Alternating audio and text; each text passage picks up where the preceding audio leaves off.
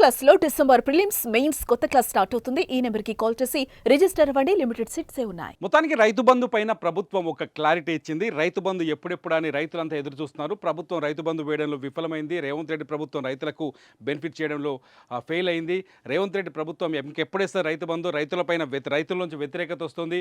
ఇక రైతు బంధు వేయరు, కేసీఆర్ ఉన్నప్పుడే రైతు బంధు వేస్తారు, రేవంత్ రెడ్డి వేస్తాడో ఏడో దానిపైన నమ్మకం ఉందో లేదని రైతుల్లో చర్చ వచ్చేటట్టుగా బీఆర్ఎస్ ప్రభుత్వం కావచ్చు, ప్రతిపక్షాలు కావచ్చు, ప్రజల్లోకి ఈ అంశాన్ని తీసుకెళ్ళాయి. ముఖ్యంగా బీఆర్ఎస్ సర్కార్ చాలా స్పష్టంగా రేవంత్ రెడ్డి 6 గ్యారెంటీలు అమలు చేయడం విఫలమైనట్టు మొదటి నుంచి ఆరోపణలు చేస్తున్నాయి. ఈ ఆరోపణలన్నింటికీ ఇవాళ అసెంబ్లీ వేదికగా ప్రభుత్వం సమాధానం చెప్పింది. రైతు బంధు పైన క్లారిటీ ఇచ్చింది. గుర్తుపెట్టుకొని రైతులారా, సంక్రాంతి నుంచి మీకు రైతు బంధు రాబోతుంది అని చెబుతున్నారు మంత్రి తుమ్మల నాగేశ్వరరావు, వ్యవసాయ మంత్రి తుమ్మల నాగేశ్వరరావు. ఎందుకు ఆలస్యమైంది ఇంతకాలం? ఎందుకు సంవత్సరం అవుతుంది ప్రభుత్వం వచ్చి రైతు బంధుని ఎందుకు ఆపింది?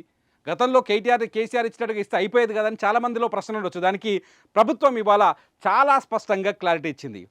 మంత్రి తుమ్మల నాగేశ్వరరావు మాట్లాడారు, అలాగే ముఖ్యమంత్రి రేవంత్ రెడ్డి కూడా చాలా స్పష్టంగా మాట్లాడారు. మొదటి నుంచి వాళ్ళు వాదిస్తున్న విషయం ఇదే. ఇది ఇప్పుడే కాదు, కేసీఆర్ ఏనాడైతే రైతు బంధు మొదలుపెట్టారో, అప్పటి ముఖ్యమంత్రి కేసీఆర్ రైతు బంధు మొదలుపెట్టారో అప్పటి నుంచి కూడా చర్చ ఉంది. దీనిపైన విమర్శలు ఉన్నాయి, లేవని చెప్పడానికి లేనే లేదు. చాలాసార్లు చాలామంది మాట్లాడారు, రైతు సంఘాల నాయకులు మాట్లాడారు,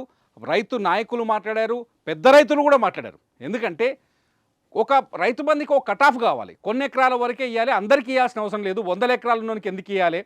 10 ఎకరాల వరకు ఇస్తే సరిపోద్దని కొందరు, 8 ఎకరాల వరకు ఇస్తే సరిపోద్దని కొందరు.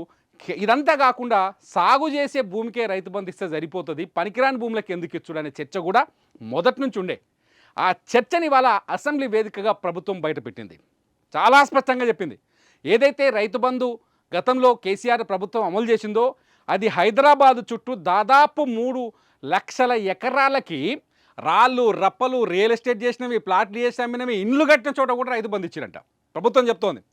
సో ఇప్పుడు ఆలస్యం అవడానికి కారణం కూడా రీజన్ అదే అని చెప్తోంది. రీజన్ అదే.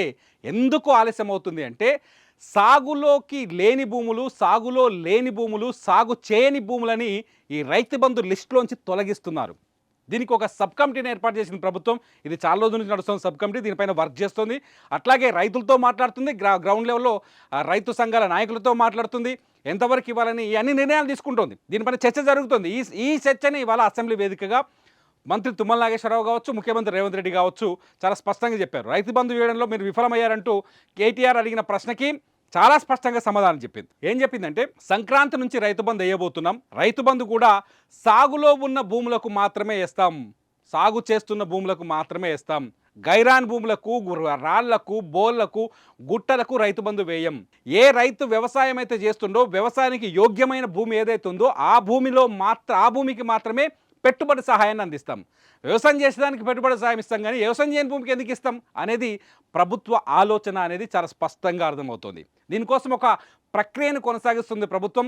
ఇప్పటికే సాగు చేసే భూముల లెక్కలు తీసే ప్రయత్నం చేస్తున్నట్టుగా తెలుస్తుంది. గ్రామీణ స్థాయిలో ఉన్న అగ్రికల్చర్ ఆఫీసర్ల సహాయంతో ఈ లెక్కల్ని వేస్తూ వస్తుంది, అంచనా వేస్తున్నట్టుగా తెలుస్తుంది. సో రైతు బంధు పైన ఇప్పుడు రైతులకు ఒక క్లారిటీ వచ్చింది. చాలా ఇంకో మాట కూడా చెప్పింది, ఏంటంటే సంవత్సరానికి గతంలో కేసీఆర్ ప్రభుత్వం 10,000 ఇచ్చేది, పంటకు 5,000 లెక్క ఇచ్చేది ఎకరానికి. మేము పంటకి 15,000 ఇస్తామని చాలా స్పష్టంగా చెప్పింది. ఒకవేళ ఈసారి 2 సంవత్సరం అయిపోతుంది కాబట్టి 2 దఫాలు కలిపి ఒకేసారి వేస్తారో ఏమో చెప్పలేం. మరి ఆలోచన కూడా ప్రభుత్వం ఉన్నట్టుగా తెలుస్తుంది. మొత్తంగా రైతు బంధు పైన కూడా ప్రభుత్వం ముందుకు వచ్చింది. చాలా స్పష్టంగా ఇవాళ అసెంబ్లీ చూస్తుంటే చాలా స్పష్టంగా అర్థమైంది. బీఆర్ఎస్ పార్టీ ఇప్పటివరకు ప్రజల్లోకి ఏ అంశాలను అయితే బలంగా తీసుకుపోవడానికి ప్రయత్నం చేసిందో వాటన్నింటినీ సభలో కొట్టిపడేసింది రేవంత్ రెడ్డి సర్కార్. మొత్తంగా రైతుల సమస్యలపైన కూడా ఇవాళ అసెంబ్లీ వేదిక పైన స్పష్టత ఇచ్చింది.